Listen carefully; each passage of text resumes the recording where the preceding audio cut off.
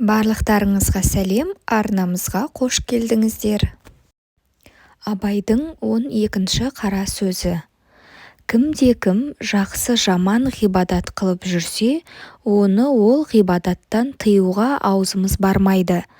Әйтеуір жақсылыққа қылған ниеттің жамандығы жоқ қой дейміз. Ләкин сондай адамдар толымды ғибадатқа ғылымы жетпесе де қылса екен, бірақ оның екі шарты бар, соны білсе екен. Әуелі иманның ықтиғатын мүкәммалемек керек, екінші үйреніп жеткенше осы да болады ғой демей үйрене берсе керек.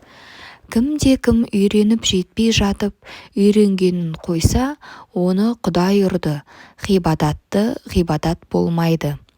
Уә ләкин кімде-кім иманның неше нәрсе бірлән кәмәләт табатұғынын білмей, қанша жерден бұзылатұғынын білмей, басына шалма орап, бірадар атын көтеріп, оразашыл, намазшыл болып жүрген көңілге қалың бермей тұрып, жыртысын салғанға ұқсайды. Күзетшісіз, ескерусіз иман тұрмайды.